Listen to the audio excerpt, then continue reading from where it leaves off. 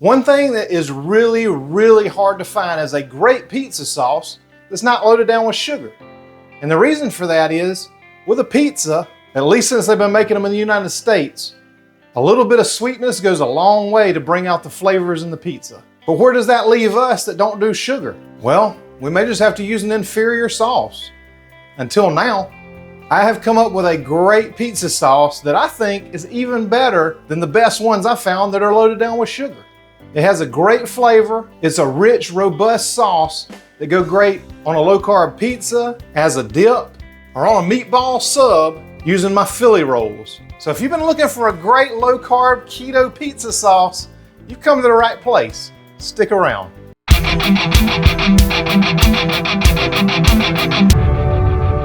You can't have a great pizza without a great pizza sauce. And I'm so glad that I came up with this recipe, and I know you're gonna love it. It's absolutely delicious. It freezes super easy. Of course it uses only the best ingredients, but that doesn't mean it's expensive. It is inexpensive to make.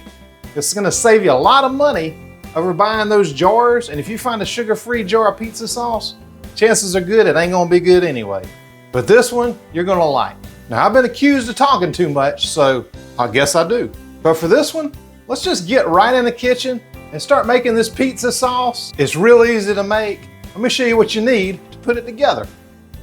So for this pizza sauce, you're gonna need a 15 or 16 ounce can of tomato sauce, depending on what you can find. I love this Italian one, but believe it or not, one that has a really good flavor if it's available near you is a Del Monte brand, but 15 or 16 is fine, either way.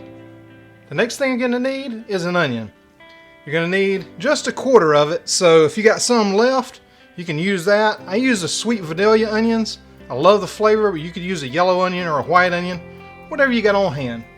You're gonna need some garlic, and I love this convenient squeeze bottle because it is convenient. The next thing you're gonna need is some oregano.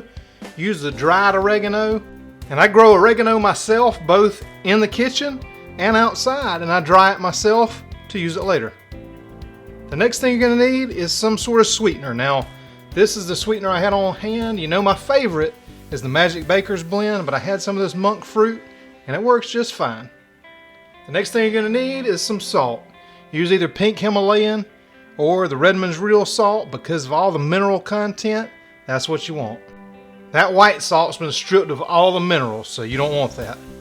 The next thing you'll need is some black pepper. You can either use the coarse kind like this, or you can use the fine kind. Whatever you've got on hand right now will be fine. But it's just super convenient in this, just a measure. Normally I use fresh cracked. Then you're gonna need some fresh basil. This is the basil I have growing in the kitchen. I also grow it outside with my tomatoes. I've got the green, the Genovese basil, and I've got purple basil as well. So you can just go ahead and take the top off of it. And when you do that, it makes it form two stems instead of just one. So it's gonna make a bushier basil plant for you and give you lots of basil. Now I'm gonna use my little chopper. Now it's not necessary in this recipe to dice it this small, but I just wanna show you how easy it is because a lot of people have said they had trouble with cutting things in the kitchen. So I just wanna show you how easy this is, but I'll show you in a minute why you don't necessarily have to get it this small. But if a recipe calls for diced onion, you have arthritis or anything like that, or like me, if your knife skills are not great, pick up one of these. I'll put a link for it down in the description. It's super easy. And just like I'm showing you here, you can literally get as small a dice as you want. Just keep taking them out of the container, put them back on top, and go through until they're as small as you want. This is a perfect small dice right here. And it's just one of those gadgets that makes your life super easy. Now this is gonna come together real quick. So just take a pot, just a good sized sauce pot, put it on medium heat, and go ahead and dump that beautiful tomato sauce in there first. And we're gonna start bringing it up to temperature. Now see, I'm impatient, but what I did is went ahead and turned it down to like a medium low. And once you start seeing a bubble or two like that, you can go ahead and add in your garlic. And I thought better about just dumping the whole thing in there. So I decided to go ahead and measure just a little bit just so I didn't overdo it. And we love garlic, but I want to show you the recipe that I love, so I just kind of measured it out. Now after you got your garlic in there, getting real happy in with that tomato sauce, we're gonna go in with the onions. And like I said earlier, you do not have to dice it up like this. You can have it in big pieces, and I'll show you why in just a minute. But we need to go ahead and get all those onions in there and just get everything mixed together and let these flavors incorporate and get real happy. This sauce is gonna come together real quick now. We're just gonna put that dried oregano right in there, just sprinkle it around. We're gonna stir it up and give it a good mix and continue to let this thing come up to temperature to get all the flavors together. So now I'm gonna go ahead and add in the salt to bring out all the tomato flavor and just make everything work together just a little bit better.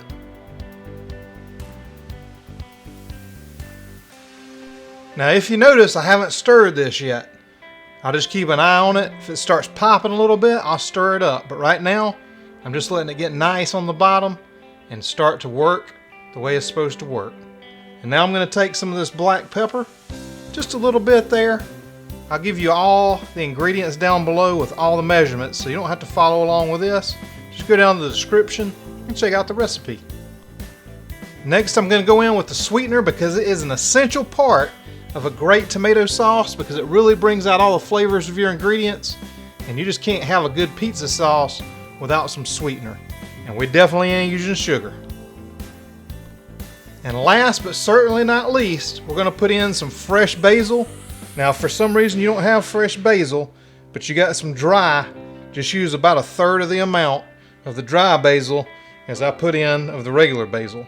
And I tore this up. You really don't even have to.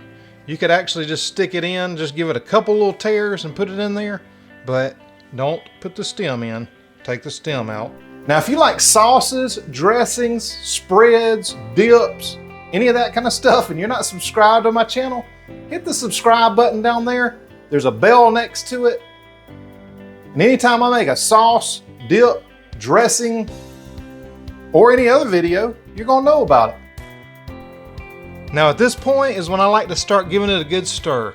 We're gonna get all these flavors in there incorporated together. It's gonna be a beautiful thing. And you see how it just starts popping like that? Just a few little pops. Now if you watch my marinara sauce video, you know how important that is. This one's a whole lot easier than that one. But if you need a great sauce, I'm gonna link that one up above and in the description because it makes a ton. And if you want marinara sauce on hand, it's a great recipe. Now we're just gonna bring this up to a boil to get all these flavors get in, and then we're gonna let it sit for a few minutes. Sure, I'll give you a little bit of boiling music or popping music, whatever you want to call it. It's not really a boil, it's a popping.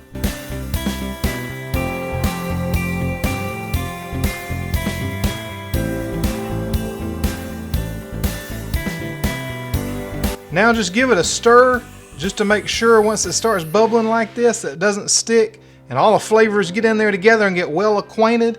And then once it's got a good boil, we're gonna take it right off the heat. So after it's off the heat, I'm gonna put a lid on it and I'm gonna let it sit for 20 minutes. And then you're gonna get out your immersion blender. Now this is one of the greatest kitchen tools. If you don't have one, make sure you get one because this is great for making any kind of sauces. But you can just stick it right in your pot like that and blend it up that way. If yours doesn't work, if it's not quite deep enough, then most of your immersion blenders come with like a 3-cup container. So you can just take that, dump it into that, and blend it up that way. Oh man, and now you've got a smooth, delicious, absolutely amazing pizza sauce that you can use for all kinds of things other than just pizza.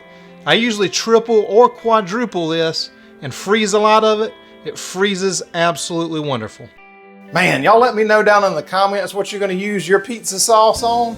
I've got a great pizza video that you can see. I'm gonna put a link to it right over here. And also another video that YouTube thinks you're gonna love. Thanks for all your comments. I read each and every one and respond to each and every one of them. Thanks for sharing these videos. Thank you for watching, and I'll see you in the next video.